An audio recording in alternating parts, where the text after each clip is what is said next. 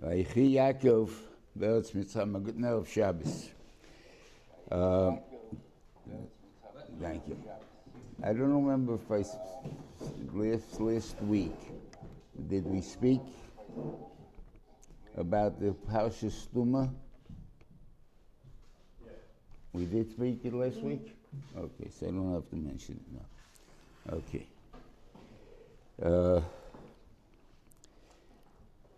Okay. Okay. So he comes. He calls. They'll tell Yosef that Yaakov is dying, and he comes to Yishrivmara, and that he wants him to swear to him that he's not going to bury him in Mitzrayim, because he kin him, or for whatever reason is mashma that the land and even in Goshen became kinim. Kinim was even in Goshen.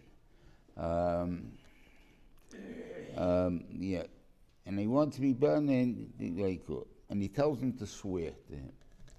Now, normally you would think it's because I don't trust you. That's making you swear. I don't trust you. And that's probably by Eliezer, when Avram said, I want you to swear to me what you're going to do. So I think over there could be, not that I don't trust him that he's going to fool me, or he's going to lie, he's going to do, but he's going to interpret things the way he thinks they should be interpreted, while when he swears, he's going to do it the way he thinks I would want it to be done.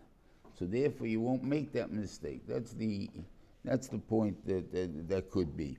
But in this case, I don't think there's any shaila that he thought Yosef would do whatever he wants in the style that Yaakov would want it done. That he wasn't afraid of. The only thing he was afraid of is that he hasn't got a good enough argument to Parai. Parai would want him to stay in Mitzrayim for whatever reasons. Obviously, Yaakov Avinu is a magic maker. He made him into a god. He told him that when you come down, you can make the Nile rise all the time and then overflow and irrigate the land. So there's a big, that Yaakov became a very big ohuv in Mitzrayim, because he was the savior of Mitzrayim. There was no more hunger after he came down, and they somehow put it on that it's because of Yaakov that it happened, and therefore there was a tremendous, I guess, respect for Yaakov there. We want to keep him here. We don't want to let him go to Eretz Canaan over there, and that's why he said. But if you say you swore to your father, you can't do anything about it. And I want to have a good relationship with Yosef, because Yosef is still running the country, and I still need him to have a good relationship with me, so I'm going to give in. So therefore he made Yosef swear. Anyway, he takes...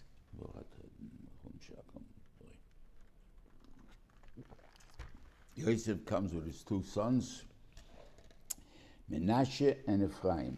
Why Menashe and Ephraim? Menashe is his Bechor, and Ephraim. So Menashe is naturally mentioned first, Menashe. Okay. And they tell Yaakov, Yosef is coming in. He gets up to the bed, and he's going to apologize a little bit about Rochel. In other words, he shouldn't hold it against him in any way. Again, could be subconsciously that it may affect him, but that is us listening to his thing about burying him in Mitzrayim or not, that I don't know. But whatever it is, we're not arguing the case strong enough. I mean, he would be an honest, but he wouldn't argue the case strong enough. Okay.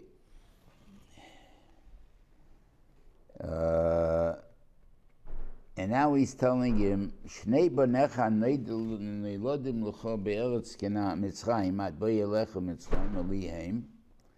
Now, look carefully. Ephraim u'Menashe ki Reuven v'Shimon yihuli. Later on, it seems to first point out that Ephraim comes before Menashe. It says, Vayivochem vayomahu leima, v'cho yivoch Yisrael yisur chalakim ki Ephraim v'chem Menashe.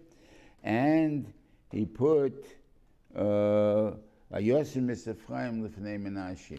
He did it right away. What are you talking about? He didn't wait till the through. He told it to him right away. Efraim Menashe, give him a Shimon. So what is it? Was it a surprise to Yosef? I mean, like, he's not giving Efraim Menashe the right regards as the Bechor. No. I think that the reason that he said Efraim and Menashe, Reuven Shimon, because his relationship was more with Efraim than it was with Menashe. He used to learn every day with Efraim. Menashe saw periodically. So in Mesa, when he talked about his Einiklach, he talked about Efraim and Menashe. But not because of any prejudice against the Bechor or showing favoritism and stuff like that. Just had more relationships with him. And what he's telling him is a very interesting thing.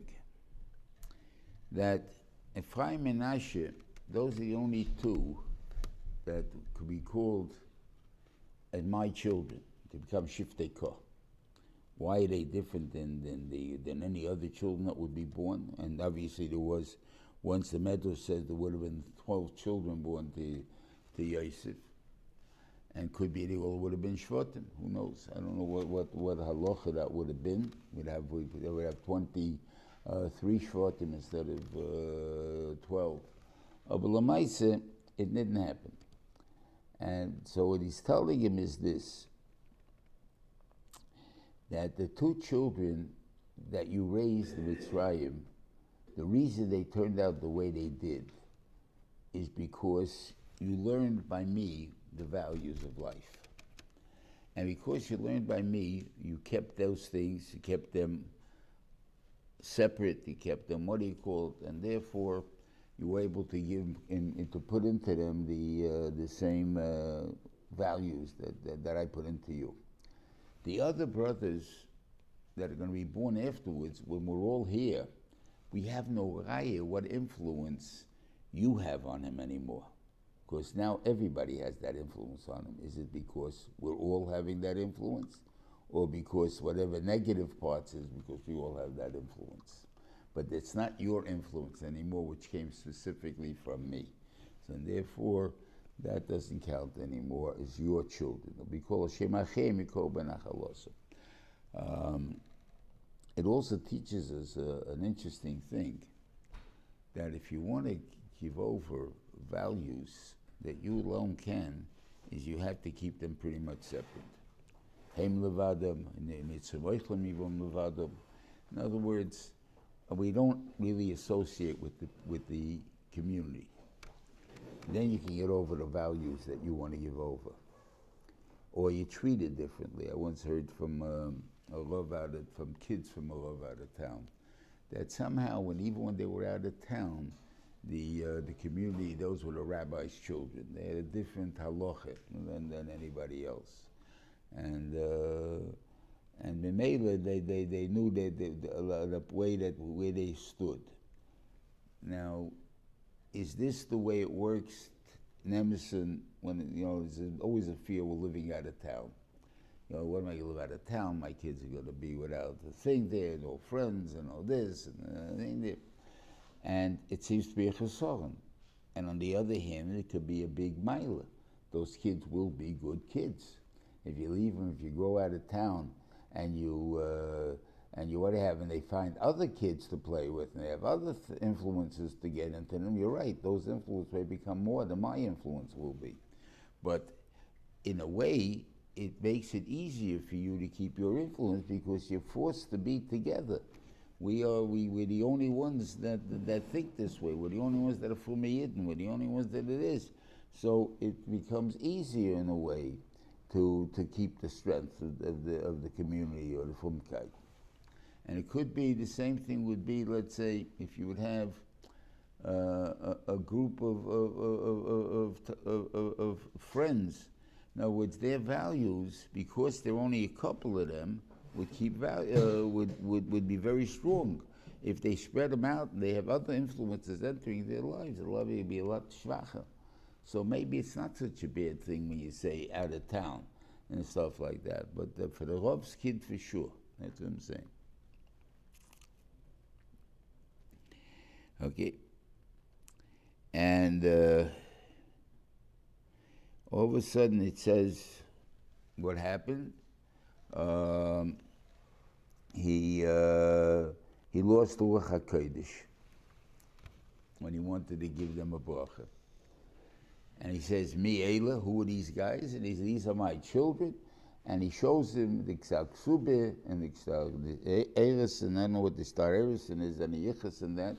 Because in Star Erison it doesn't say who it is. Star Erison it just says, Harayat Nikadish Li Nikadish Loch Bishtar Zeh. And give over the star. It doesn't have to say who is who. Over there, the fact that I gave it over to you, and then there was two Adis that were there that saw the act, that was enough. So there was an act of Kaddish with the star. But in the K'sak Subeh, since it's a Geviyah, you have to collect with it, that's a good, the name of the Kala stays in there. So what was the point of him showing it? He didn't trust that he married a Jewish girl. I mean, there was no Jewish girls, whatever you want to call them. You know, a nice girl, a fine girl, or whatever it is, they're not maybe a Zoradiki girl. And I'm sure that wasn't the problem in his mind. He couldn't understand the kids we were talking about. And Rashi gives you a moshel who we're talking about. You're talking about Yerocham and Achav. And Yerocham and Achav, they're contradictions in themselves. Yerovam, on one hand, is the Godel Hadar, and is a Chayta Machtes Yisrael. Achav is an Achla Hashem and Avla Avodah Zarah. They're contradictions. There are Rishoyim, even Yehuda had Rishoyim, but they were not contradictions. They were Rishoyim, the thing there. But these guys, it's just not us, right? So he shows him the star. When he reads the star, he sees Osnas. Oh, Osnas. That's Dina's daughter, isn't it? By Shem. That's why she's a Chivi, even though she's Jewish. But she's a Chivi.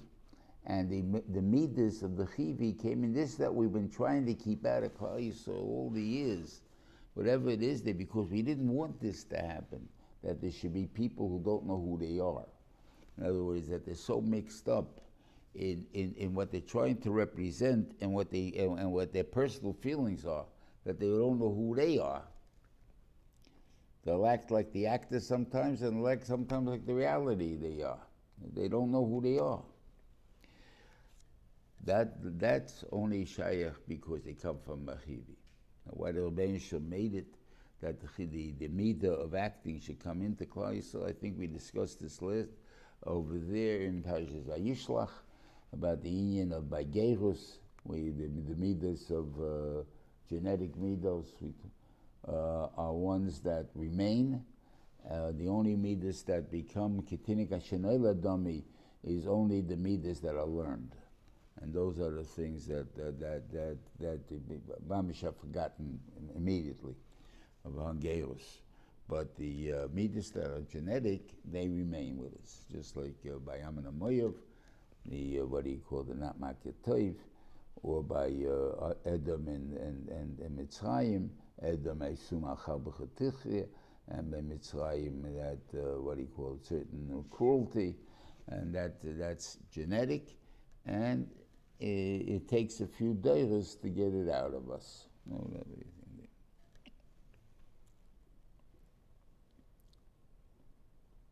Okay. So now he says, once it's us, once he realizes it's ours, then he can bless them.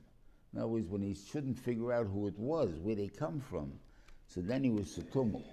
Didn't make sense. But once he knew, I understand how it happened.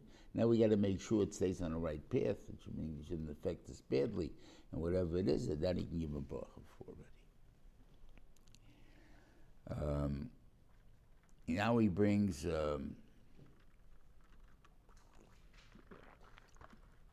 I guess in a way like why is Yosef bringing the kids over to Yaakov to bless him? Why didn't Yaakov just walk over and bless him? I love us, he can't see. So it was obvious to Yosef that Yaakov can't see. So he's going to do him a favor, and he's going to switch the kids from the normal way, and they'll put, normally you would have Menashe on his right side, now we'll put him on his left side in order that by it comes to Yaakov's right side. That's the point. So it's a very interesting thing here. By doing that, poor Menashe landed up on both left sides.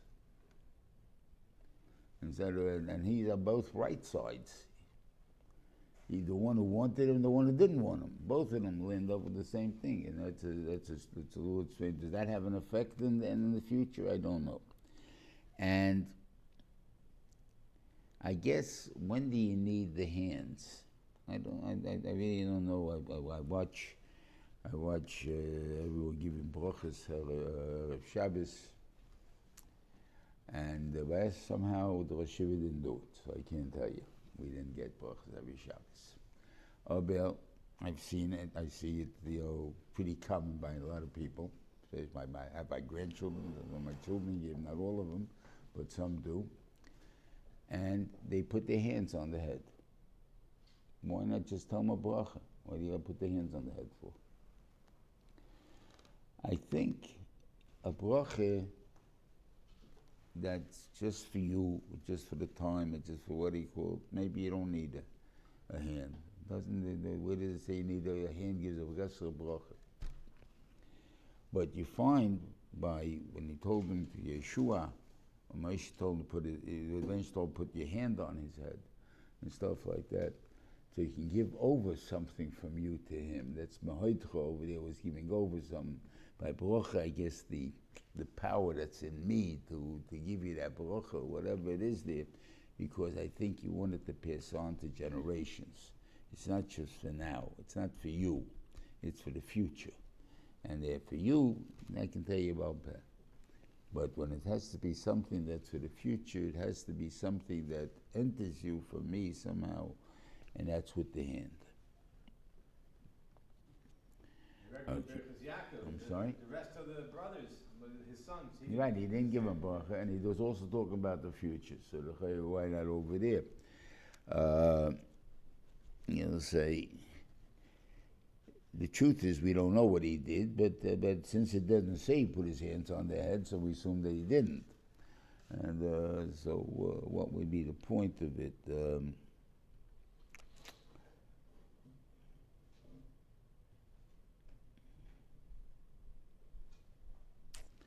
Was there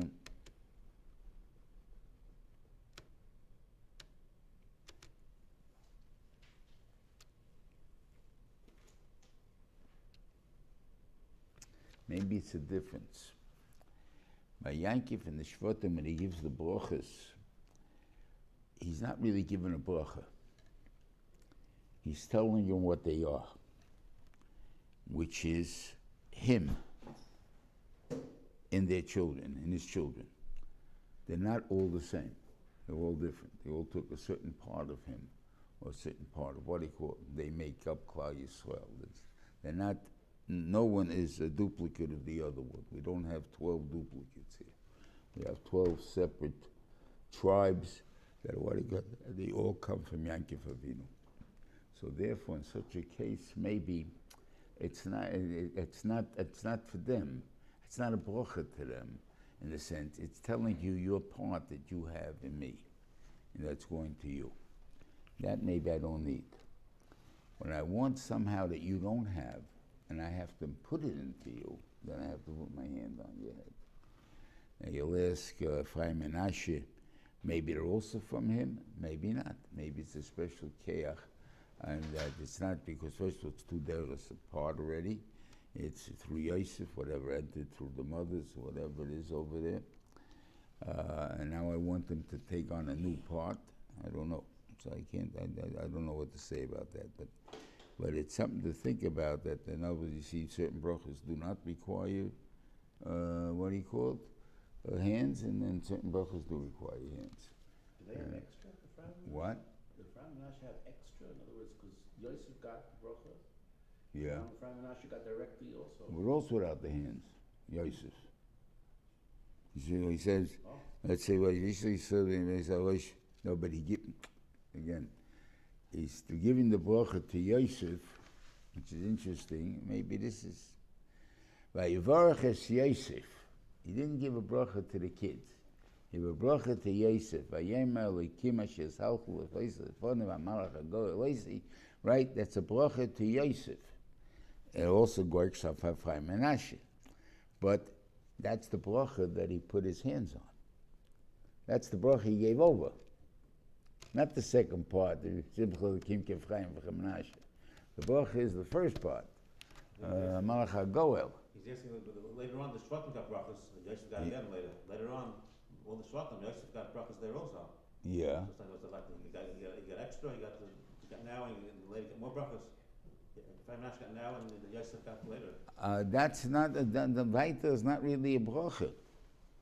That's a bracha to the bracha is this one. The bracha with the hands is this one, not the other bracha. The bracha is Amalach HaGoyel. That's the bracha. And that's a bracha to Yosef, and maybe the parts of Yosef are split up. And it's not the part of Ya'akov that's split up, it's a part of Yosef that is split up. So he's giving the bracha to them to make up like from Yosef. But because you see, so then he tried to move it. Then after when he's trying to move it, he's telling us, "No, stop! I know what this is, you know." But obviously, you see, I did it on purpose. You thought I brought it the other way. My right hand was Menashe. That's what he probably thought. You know, we Menashe's. That's why you're putting it in. And I'm telling you, I already switched it for you. That's what he's trying to tell you. Okay. And he said, I know. And then he's telling you his son is going to give a bracha. I don't know if this is a bracha especially. What's the bracha in this? It's a bracha to Klal Yisrael. But it gave them a bracha that they should remain someone that we blessed for. He blessed them on that day, saying, B'chor Yevorech Yisrael. Through you, Klal Yisrael will. What's a bracha? He's saying that. This is a Metzias. He's saying, what does it really mean? First of all, you don't give a bracha, you should be like number one and like number two. You see, be like number one. Be like Moshe Rabbeinu. Be like Avram Avinu. Okay, you'll be like that. Whatever it is there. Why you separate? Why are you saying like Efraim and Menashe? Be like the Shiftei Kah, I understand. I want to claim that this. You can say different pshatim. Okay, I'll give you two different pshatim. There are two different midas, maybe, that existed in Ephraim and Menashe. Ephraim was mercurial, fast. He's very far apart in himself. On one hand, he had Yeshua ben Nun. That's the top. On the other hand, he has Achav and Yerovam. They're on the other side, way apart, two different parts. I want you to have the kishron, the greatness, the possibility of greatness to be Yeshua ben Nun. But I want you to have the calmness of Menashe. Menashe, who is Menashe? Menashe, the biggest sad, what we find about him, whatever that means, is Gidon. And who is their Roshe? The Roshe is Yehu. And on Yehu, it's not so posh that he's a Roshe. And the Rishonim saw from one of the Mefarshim, he was really a tzaddik. And the only thing that because he did everything the Rabbeinu Shalom wanted him, Kol Hashem Vavi he did. But he listened to the letter of Achia Shiloni, which is really not such a bad thing to listen to. It's a Navi that wrote the letter, and the stuff that you should follow Yerovam ben Avot, and whatever, and his getchkes and the stuff like that. So therefore, but the reason would be why he decided to follow and not somehow feel it's wrong or something like that. So that thing, or that desire to follow, he wanted to follow, whatever it is. So how big a Rosh are you compared to Gideon? I mean, whatever it is, Gideon was also started off as an Ovid Zohar, and what he called became a tzaddik, and whatever it is there. So between a guy who's not really an Ovid Zohar, who's doing it, so you're not that far apart. Definitely not as far as Yeshua to Yaakov and what he called. So therefore, that would say, I want you to be as big as him, but if you fall, you shouldn't fall further than this difference of to Yehu, to Yin to Yehu. Okay, that's one pshat to say it, and whatever it is there. I think another pshat, maybe a simpler pshat, would be that the only two, the Shiftei Kah, why are they special than anybody else? They reach perfection. Whatever perfection means, I don't know. But they reach the perfection that they can reach. And they've reached to the point that the Rebbeinu Shalom wants, then everything about them, he wants that their name is carried in front of the Kohen Gadol constantly in front of him, right? But not at Menayim and Menashe. They're not there. Yosef is there. But Yosef becomes down to Efraim and Menashe. In other words, that we're talking about now their children. So we're talking about Efraim and Menashe, who in the end of do become Shvatim, as far as the Nachlas go, and as far as the Golim go. So there is, as far as the Korbanos go, of the Nesiim, there are differences that they have, that there are two Shvatim out of them. But they are the same like the Shvatim. Ephraim, Menashe, Reuven, Shimon, Levi, they also reach perfection. And they reach perfection in Golus. The others reach perfection with Yaakov Avinu. Wherever Yaakov Avinu was, in Eretz Canaan, they were Mitzrayim, and they reached perfection. So we want a Simcha Lekim K'Ephraim V'Menashe. We want you to reach the perfection that's shaykh by you. Now, it doesn't make a difference what you are. You could be the God of the Talmud Chacham, Ephraim. You can be the diplomat, Menashe. It doesn't make a difference what your parnos is, what your mission in life is, whatever it is there. Obel, you should reach your perfection, the epitome of what you can become. And that's what the bracha is to Ephraim Menashe.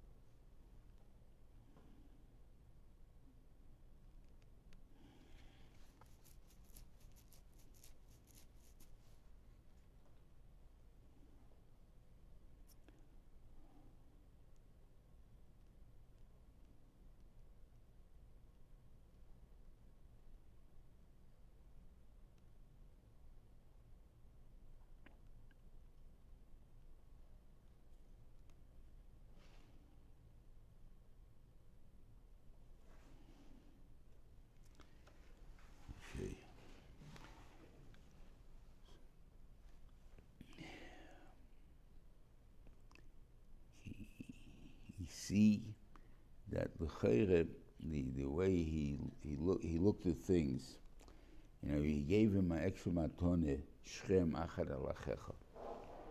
In other words, this is something special that you got, that I took miyad Rabbi Becharbi B'Kashti, and that is what? With my tefillas. Shimon and Levi were the real ones who took it. B'Charbim B'Kashti, with swords. So why is he taking credit for it? Because the keach that they were able to win, and whatever it was mine. Because it was my tefillas. that they won. And Lamais is, and therefore that's the true chel that a person has, is the tefillas that he has. Shaila is, what really did he give him? Did he really give him the city? Tzechanoi Miklot. Someone we find the same thing really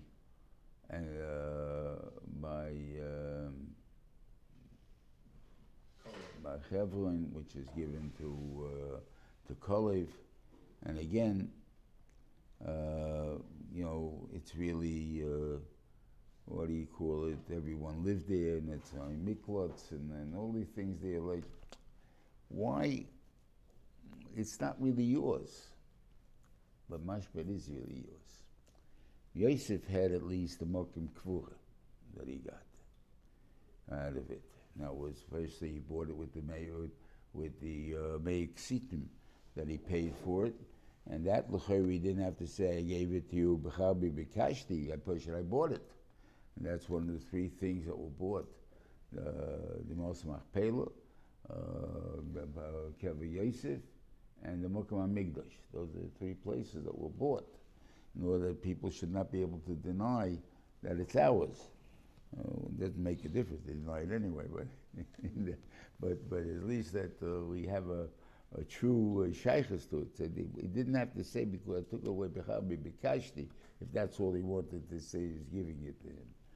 But like I said, it's still an Indian of that it's yours, because the outlying areas maybe you're entitled to rent. I don't know, whatever the halachas the shaykhus for them, it's still something belongs to them.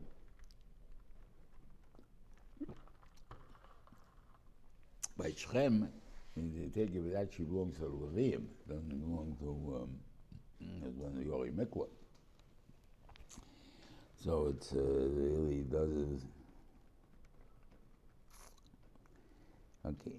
Then Yaakov calls his kids together, and he wants to tell Machas Hayomim exactly why the Beisham didn't let it happen. Maybe it would have been a tremendous Yush Hadas if he would have learned our history, what we had to go through in the world to Machas Hayomim. I don't know, telling you about Mashiach again. Why we need Mashiach, I guess, to a certain extent, is thank God he came, and stuff like that. So I don't know. But anyway, the Beisham did not let him tell what the Ketz is. And therefore the Ketz is really not one specific time. It's whenever the Rebbeinu Shalom wants it to happen, and that's when it will happen. And that will include many things that will be there, but it's not, maybe if you would have told it to us, B'teres Nevuah, then once you say it, it has to happen. I don't know, they can say this in the Din and Nevuah period. I don't know how true this is. So I'm saying I don't know because I'm not a Navi, so I don't know. But a Navi, let's say he knows the idea that the Benjamin spoke to him only, and told him a yediyah. Right? Does that yediyah have to happen? If he's told to give it over to Kal Yisrael, to the world, then it says Meferish, if it doesn't happen, then you kill him. It was false. On the other hand, if he says bad about Kal Yisrael, you don't kill him, even though it didn't happen, because Kal Yisrael did tshuva, the Benjamin always changes his mind. From good to Benjamin doesn't change his mind. But let's say it's a personal nevuah that he didn't give over, he didn't speak it out, he didn't say it over. Does that mean it also must be emes? And the thing is, so if he would have given it over, maybe then it would have to be emes. Now this way, maybe it can come faster. I don't have to make a limit to it. So I don't know if that's true or not. Anyway, he's going to tell them about you're going to give them brachas instead. He is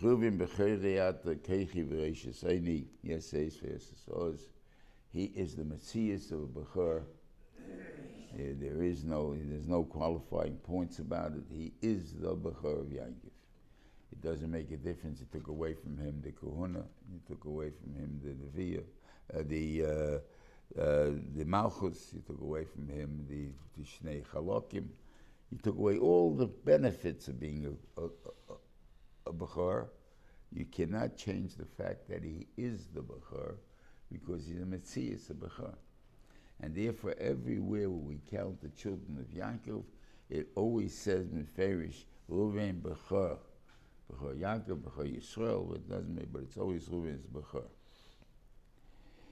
And you were koichi v'reishasayni, but you're not going to get the extra stuff. You should have gotten extra stuff. You should have been the melech. You should have been the kohen. You should have been everything. But you're a pachas kamayim. You jump too fast. I don't want to call it emotional, but maybe that's really what it is. You're emotional. You're too emotional. You jump too fast. You don't think it over first. You jump right in.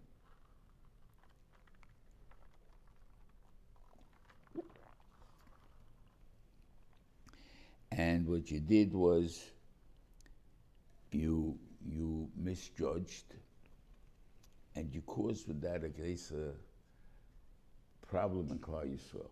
In the future, it will be straightened out. But you caused a problem. Later on, with Yehuda's Hodoyah, with your Hodoyah, maybe on it was straightened out. Well, but meanwhile, there was a period of time, and it was at least about 10 years' time for sure, that there was no tshuva. I mean, there was tshuva on your part, but you were not able to rectify the chet because you were not moida. You already did tshuva. You were besaki b'tainisai for all the years, from the time of Rachel's dying, which is when Beniman is born, right, until the Mechiras Yosef, right? You were still fasting. So obviously you were still involved with the tiny with Anisai. Why? Because even if you did tshuva, the effect of your chet affects other people. In other words, when Yaakov Avinu would look at the 6 sons of Leah, and he would say, which one of them did it? He was not sure. So the chash on the other brothers was because of him. And that he couldn't take away until he was made. So therefore, that remained. So therefore, you lost it because of this. Shimon HaLevi Achim, Lechomas Mecheroisam, Bisoidim Al Tovei Nafshi, Bikol Motirat Kvedi, Hibi Apam Hoguish. In other words, they let their anger get to the point where they actually killed, and they would have killed. They would have wanted to kill Yosef too, right? So I'm going to spread them out in Klal Yisrael. And 2 ways it was spread out with dignity, basically. Shimon, who's the Malamdi Tanaikis, the Seforim of Klal Yisrael. Everybody needs them, so they're all over the place. On the other hand, Levi, they live in 48 cities, spread out throughout Klal Yisrael, so they're spread out. So both of them are not together, and one of the reasons is they shouldn't be able to gather their anger together and do something that's terrible.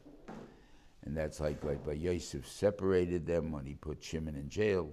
You know, because the power of both of them together is the problem. So is the kasha. If their anger is such a terrible thing, how come they're the mechanchim of Klal Yisrael? Now, whether it's the mechanchik tenoikis, as we just said, that's their job, Shimon, or Levi's tumecha v'yorecha lish chasidecha, or the little guys, the big guys. How come we gave it to such people who are angry? So pshat is that's not really anger, it's not the thing here. It's what he gave them was concern, a dedication, caring. Just trying to figure. I don't want to lose the word emotion because I used it before, like negatively. So it would be, but basically, they care about something so strongly that that's very important, huh? Passion. Oh, thank you. They have passion. That's what we're talking about. They have a tremendous passion. And that they can give over. But when this passion turns to anger, that's when it's dangerous. When passion, caring, gives over that way, and they care, so then they're the ideal teachers of Klal Yisrael. They care. And because they care, that's why they're successful. But if it comes to anger, then they can outdo all the amount of problems. And so, he cursed their anger. He didn't curse them, because them was good. They want that passion. And we need that passion. But the anger we don't need. Then Yehuda to Yoducha Achecho Yotcha Be'ev to Yevecha Yishtachlucha Be'evicha. That's the thing. Yehuda Metel P'nei Olisa. He gives him the milah that he walked away from killing Yosef, because originally he was part of the guys that didn't like Yosef. They were going to kill him. So what made him change his mind? When he heard Reuven say that we shouldn't kill him, put him in the bar, he went over to the side. He was to the Messiah. So the godless of a melech is, I guess, not so much to be the smartest person, the biggest person in Klal Yisrael, even though that's what a melech is. He's the smartest, the strongest, and doesn't say he's the biggest Talmud Chacham though. He's the biggest Chacham. He's the biggest Chacham, but the halacha, he's spending time doing other things. You know, the other guy, passing the shilas or whatever it is, so maybe they're bigger than him, but not in the keiches hanefesh. He has those keiches hanefesh that are bigger, because the king has to be bigger in 5 things: the tallest, the handsomest, the smartest, the richest. One I'm missing, and the strongest. He has to be that. And that's what he has to be. And the Kohen Gadol has to be that among the Kohanim. But this is something that he has to be. But Afal Pikain, he's as big, but there are bigger Talmidei Chachomim than him. Maybe more learned people in certain affairs than he is. So therefore, in those things, he's mechuyev to utilize them if he can. And that's what we saw from Yehuda that he did. He listened to Reuven twice, and he followed what he did, but he was able to be successful in what he did, where Reuven was not. One was in how to get what do you call it, the Yemen to go down with them. In other words, the Reuven's guarantee was not, and in this point, that not to kill Yosef. Those are the things, and therefore that's his mekabel, and he's able to accept it, even though it's not his das, not his original opinion, and that's what a real melech is. So it's not so much, not that just I changed my mind. It's not I changed my mind. I listened to others. Okay. What he means by it's that it's going to be until Shiloi, which Rashi says is Mashiach. We're talking about the Malchus Yehudim. I guess it means that the Malchus is good, especially if the Mashiach is David himself, then that ends the concept of passing on the Malchus. He is the Malach. In other words, he's going to go No, it's not Yehud anymore, it's not David anymore, it's not whatever. Whoever Mashiach is, that's who is the king that's going to be the ultimate king.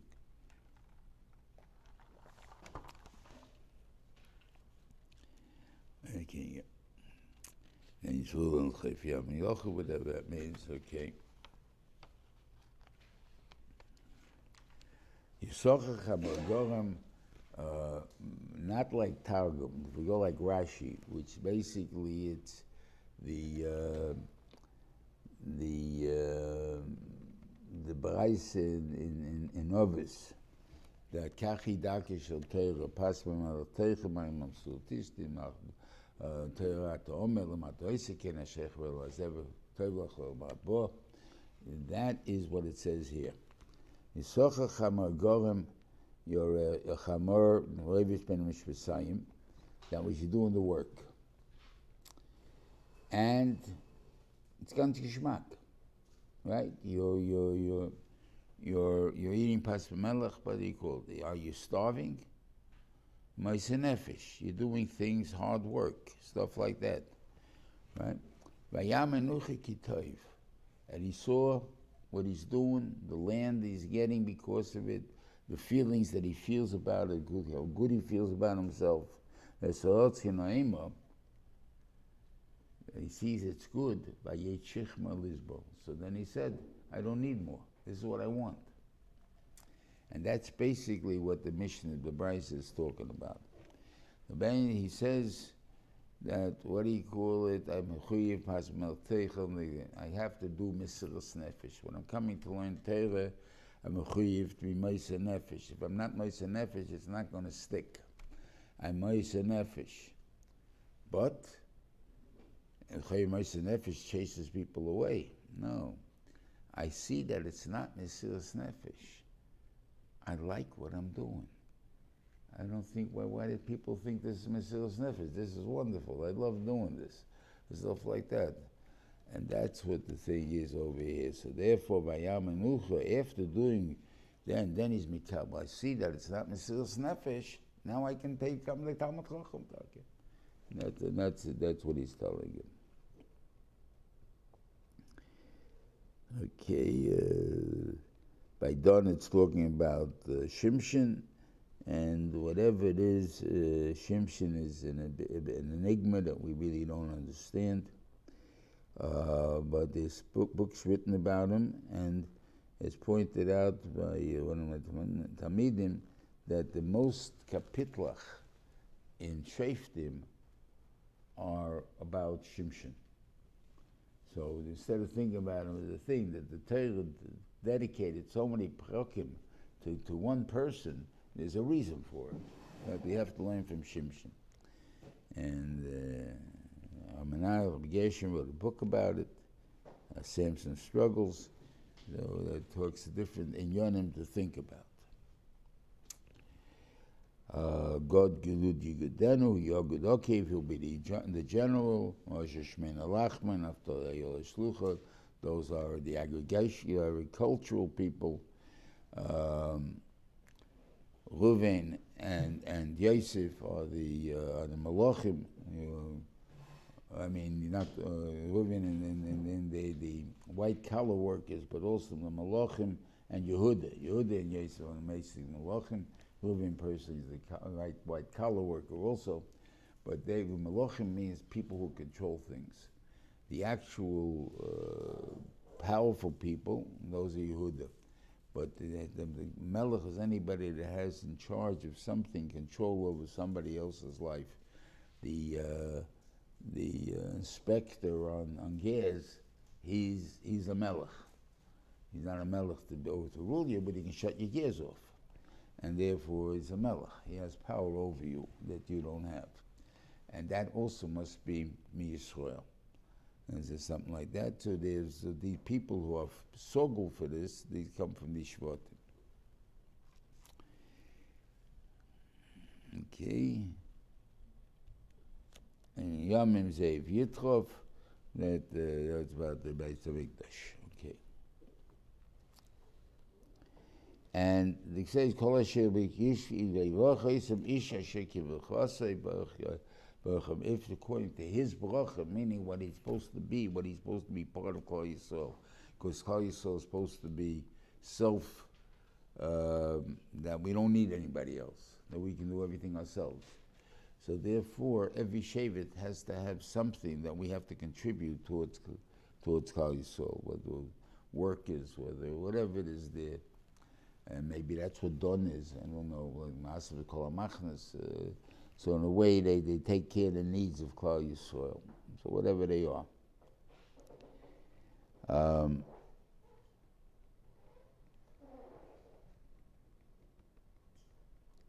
I heard that, and the Chasha is, though, the first three didn't get a bracha. Reuven, Shimon, and Levi didn't get a bracha. So I heard from Briankiv Kamenetsky at a Gudi convention once. He said that the biggest bracha a person can get is to know who he is. Sometimes you fool yourself who you are. And then somebody's going to set you straight. Usually you get very angry with that person. But if you have to understand that in a way he's doing you a big favor by telling you who you truly are, that's the biggest bracha, because then you know how to fix it and how to straighten it out. And I believe that Reuven, by hearing this, straightened it out. We find that according to the Rambam, you got to go to the Getzei Achrein. Whenever you want to change a midah, you got to go to the opposite way and then try to come back to the middle. Right? So here they were Pachas Kamayim, so they became very reticent. They kept quiet all the time. Where do we find this? It says that by Mikne Rav Hoyel Bnei Reuven Livgod. Reuven they put first. And then it says what happened. Vayomru Bnei God uBnei Reuven.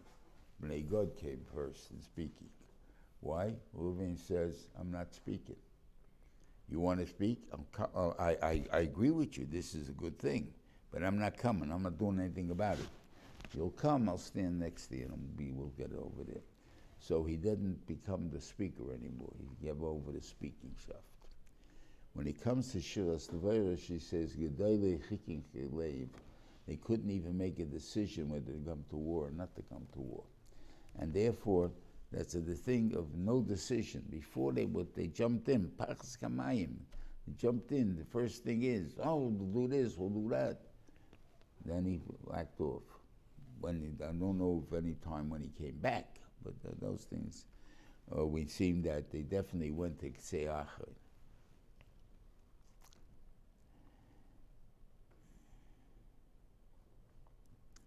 Okay, then he tells him again he wants him to be buried in the Oz Machpelah, and what do you call it? And we see, interestingly, that he already buried Rachel there.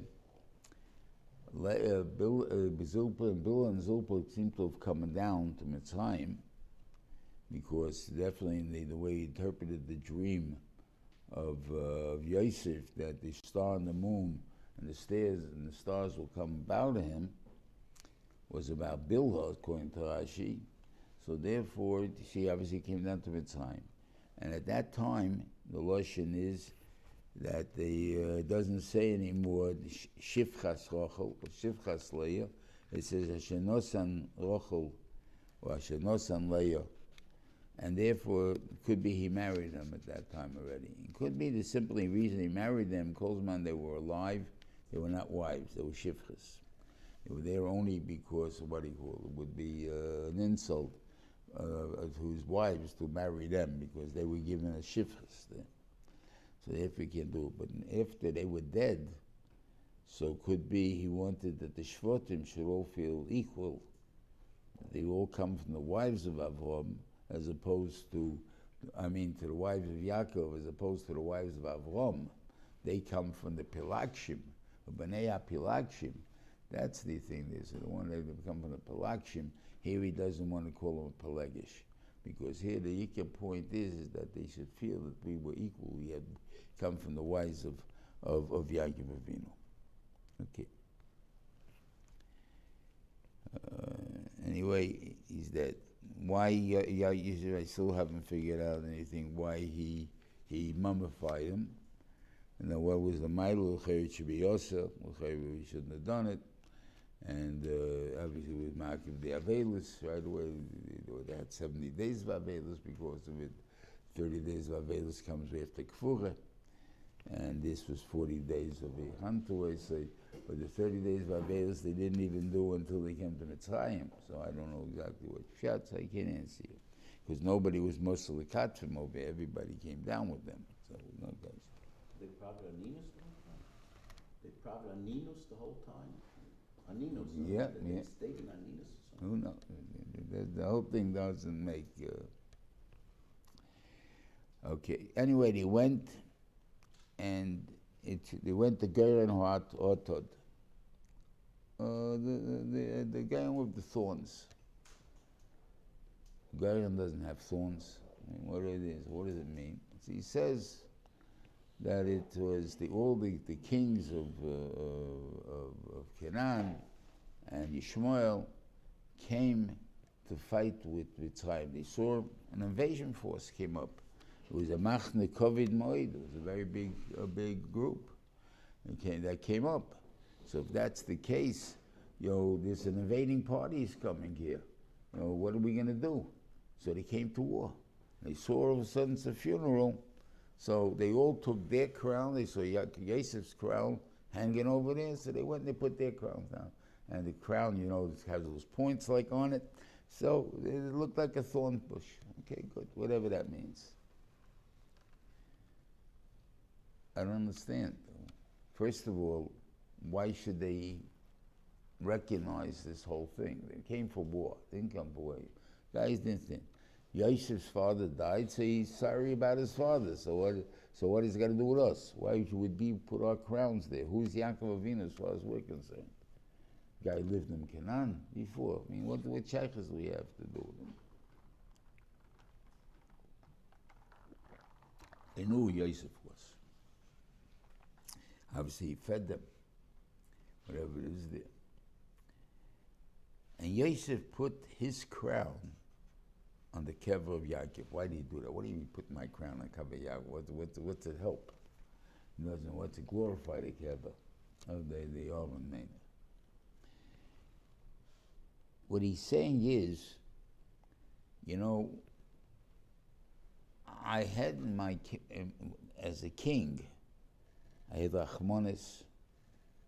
I looked out for the betterment of the people. My whole purpose of Malchus was to make sure that security in the land and everything else that there is there. That's what I was supposed. That's what a king is supposed to do. He also happens to get covered. The only reason he gets covered is he have the ability to be able to be a leader, because if he'll make decrees and the people say, "Look, it's not good enough for me. I don't want that." Right? You think this, so Mamela, it's not going to happen. So we have to give him certain powers that he's going to have the power to do. That's what we did.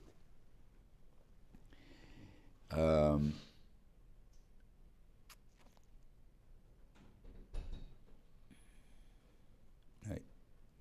So they saw this point now is because people sometimes think about a king that his tachlis is covered. Yeah, it's not him. His prime minister is a smart guy, whatever it is. It's he's the one that's running the country. He's the one that makes sure who's in office and who's what in office. He's the powerful person. So we have to have, if it's not to be the servant, for not a king, our covet is for the people's purpose, not for ourselves. So then we can misuse it. And we found in history many times that the power was misused. But if we understand that it's truly what our purpose is, we'll be able to do great things for our people. So they all put their crowns down to say Adis also, that these are true. And he got them from Yaakov Avinu, then Yaakov Avinu deserves this honor, whatever it is that they put it down over there. And that's it is over there. Now, you had a Maaseh over here. They're coming to Moshe Machpelah. They're burying Yaakov Avinu, and then Esav is not letting it happen. So he comes over to Hushim ben Don, who was deaf, said, what's holding up the works? So they told him that Esau was not letting them bury. He just took his sword and chopped off Esau's head, and it was the end of the problem. Okay, so the shaila was, Chaim Shmulevitz tried to point out why it was Hushim ben Don that was able to do it, nobody else. Because everybody else, when for some reason there's a stop to the argument was when Yosef came and said, it's my land, it's my place, and whatever it is, and they say, no, you sold it, prove it, and they send Naphtali back to Mitzrayim to go get the shtar. Whatever it is that's happening over there. Meanwhile, we got involved in an argument. As we get involved in an argument, we lost the bren that is acting, and once we lost that bren, so we're helpless. This happened by us when after we lost, I don't know how many remember, about how many years it took abortion to become a law of the country. It kept failing and failing and failing until finally it became the law. Why? Because it kept going over and over and over and over again. And people, once it became, everybody just kept quiet. Nothing more to do about it. Why? Because we've been living with it already, so it doesn't make a difference. We lost our oomph by the egel. They were the same thing. They would not have done any Avodah Zarah, but they really didn't start off as Avodah Zarah. It started off as partying and Wildkeit, and then and then it came to Avodah Zarah. We kept quiet for the Wildkeit. We kept quiet for this. What makes you start now? So nobody is ma'akiv. That's the same thing that happened over here. So therefore, they were just stunned. Hushim didn't hear what was holding up the works. So as far as he's concerned, he's just told right away, Esau is not letting it happen. Oh, and he's not letting it happen. I got a solution. Boom. And it's going to happen. That's the difference. And that's what he's trying to say that the more we get involved in trying to argue with the things, the more it prolongs the thing and the more it's acceptable, because we're letting it, we're giving it credence by arguing with it. He has to be just gone. That's it. And the last part is a different thing already. It is it's not for that. Okay. Good Shabbos, everybody. Shabbos, brother. Amen.